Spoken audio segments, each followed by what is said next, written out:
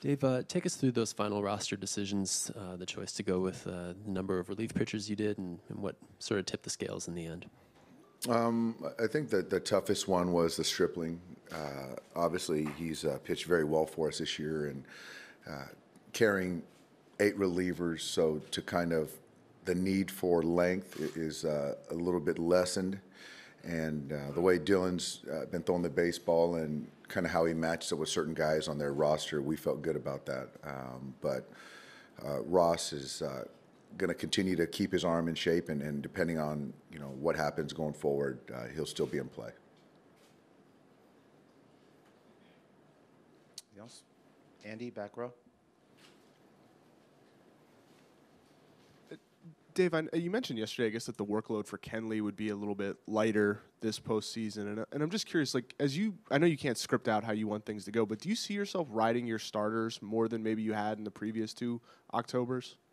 I think that's a fair question. It's a different composition in the pen than we had last year. And so I think that any decision I make as far as going to the bullpen has to be, do I feel is there a better option?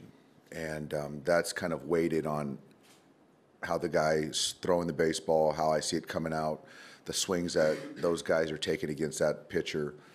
And again, is there a better option? So I think the way that Ryu's throwing the ball, I think the way all of our starters are throwing the baseball, obviously we have a lot of confidence in those guys. So I guess in a vacuum, you could probably say it's probably a safe bet that, yeah, we might lean on our starters a little bit more than we did last year, and conversely, the relievers a little bit less.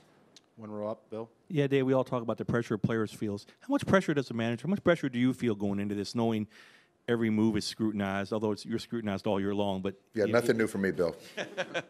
But it is there. I mean, do you feel it? I wouldn't say. No, I wouldn't say I feel pressure. It's more of just trying to, my mind doesn't stop as far as kind of thinking through different scenarios and what potentially could happen, good or bad, and how we react to it. So I think that I'm just kind of so focused on each play and each pitch and a little bit getting ahead of things. So that kind of occupies my my bandwidth. So I don't really, I guess the pressure really doesn't, or criticism or potential doesn't kind of get into my head. Third row to the right here. In making your decision for Game 1 for Ryu, what was the overriding factor? What was the most important thing that went into that decision? I think if you look at each game individually and put as the same importance, which we do, how can you put both of those players in the position to the best position to succeed? And we felt that with Clayton getting an extra day and Hyun-Jin getting 1 extra day as well, as opposed to 2, would do that. And so if you look at it that way, game 1, 2, and 3 are guaranteed. And so to look anything beyond that, I don't think that we wanted to do that. And so that's what kind of made our decision.